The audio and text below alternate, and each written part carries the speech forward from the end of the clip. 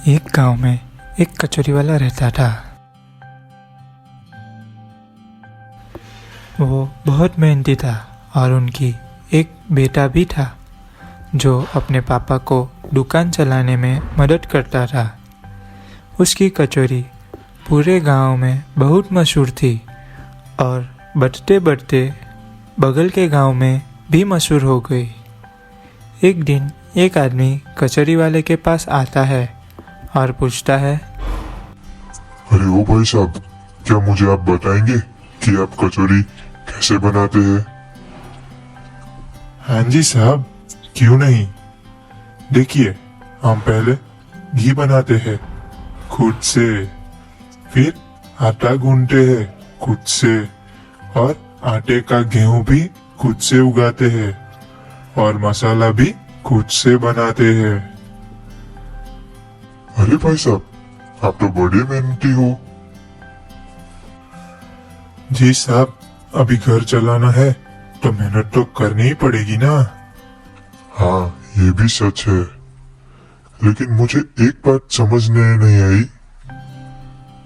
कि लोग आपकी कचौरी इतना पसंद क्यों करते हैं? अरे साहब, ये तो ऊपर वाले का आशीर्वाद है। बस इनकी कृपा से सब चल रहा है। ऐसे ही कचौरी वाला अच्छे से बात करता और सबको कचौरी खिलाता। ऐसे ही थोड़े दिन बीतने के बाद एक दूसरा कचौरी वाला अपनी दुकान लगाता है। वो कचौरी वाला अपनी बिक्री बढ़ाने के लिए एक स्कीम शुरू करता है। उसका नाम रामू है। अरे भाइयों, आओ आओ, एक बार आके मेरी कचौरी खा के देखो। आज के लिए सबके लिए मुफ्त। जल्दी जल्दी आओ, आज के लिए ही ऑफर है सिर्फ।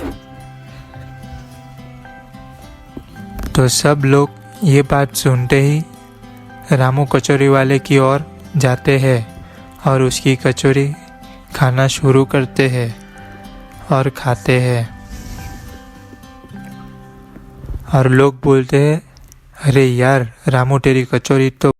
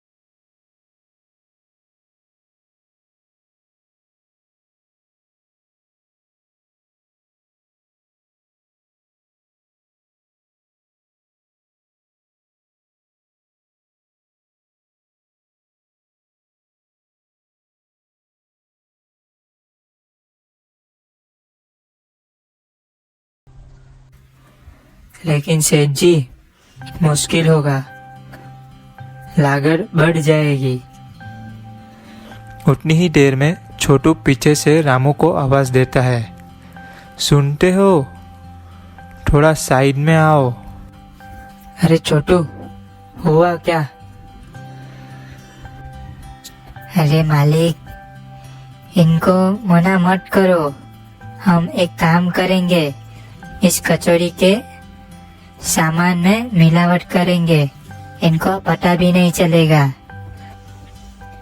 लेकिन उनके साथ अच्छा नहीं होगा।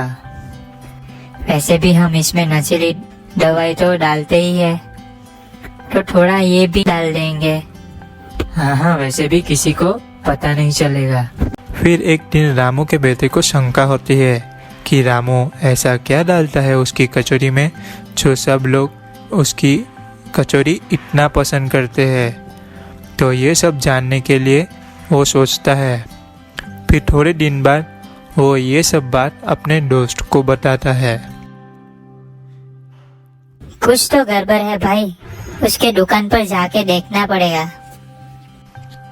हाँ चलो, चल के देखते हैं। फिर दोनों दोस्त रामू की दुकान में छिप कर देखते हैं और रामू को पता भी नहीं चलता क्योंकि उसकी दुकान पर बहुत भीड़ होती है। और वो दोनों देखते हैं कि सब सामान डालने के बाद एक छोटी सी शीशी में से एक चम्मच डालते हैं और फिर उसको छुपा देते हैं। फिर इन दोस्तों ने प्लान बनाया कि ये शीशी में जो है उसका पता लगाना पड़ेगा। रामू सामू के बेटे को तो जानता ही था, तो उसका दोस्त रामू की दुकान में जाता है और कचौरी ऑर्डर करता है। फिर थोड़ी देर बाद रामू जैसे ही टहलने निकलता है, उसी टाइम में दोस्त उसकी दुकान में घुसकर वो शीशी से वो पाउडर चुरा लेता है। फिर वो दोनों दोस्त उसको जांच करने के लिए लैब में भेज देते हैं और फिर रिपोर्ट आने का इंतज़ार करते हैं। और रिपोर्ट में पता चलता है कि वो पाउडर नशीला पाउडर है जिसका सेवन से उस चीज़ की तलब लगती है। लेकिन दोनों दोस्त के पास सबूत नहीं था, तो वो दोनों दोस्त सबूत बनाने के लिए वापस रामू की दुकान पर जाते हैं और फिर उसकी कचौरी बनाते समय वो वीडियो बना लेते हैं। फिर वो दोनों वीडियो प्रूफ लेके पुलिस थाने जाते हैं और रामू के खिलाफ लपट दर्ज करते हैं। और दूसरे ही दिन पुलिस वाले छानबीन करने आते हैं। अरे रामू, चल इधर आ। हाँ साहब, क्या हुआ? हमारी दुकान में कैसे आना हुआ? वो तो सब पता चल जाएगा। वो कैसे साहब? हमको खबर मिली है कि तुम्हारी दुकान में कुछ लोचा है। अरे साहब, कुछ लोचा नहीं है। हवलदार, चलो इसकी दुकान में छानबीन करो।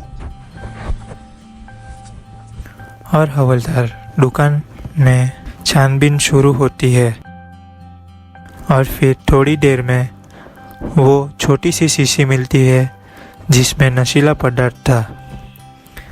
और फिर रामू को हिरासत में लिया जाता है और पाउडर को लैब में भेज दिया जाता है उसकी तलाशी के लिए। फिर पता चलता है कि वो पाउडर और कुछ नहीं नशीला पदार्थ था, इसीलिए सब उसकी दुकान में जाना पसंद करते थे। ये रामू ने तुम लोग के साथ धोखा किया है। ये जो कचौरी खिलाता था उसमें नशीली दवाई डालता था। उसके सेवन से तुम लोग को लत लग गई थी और थोड़े टाइम लेते तो हानिकारक होता और थोड़ी टाइम लेते तो फिर उसमें जान भी जा सकती थी। इस तरह सामू के बेटे ने अपने गांव वाले की सेहत और अपने पापा की दुकान को बचाया। तो बच्चों, आपने क्या सीखा? हमेशा खाना ठीक से परख के खाना चाहिए।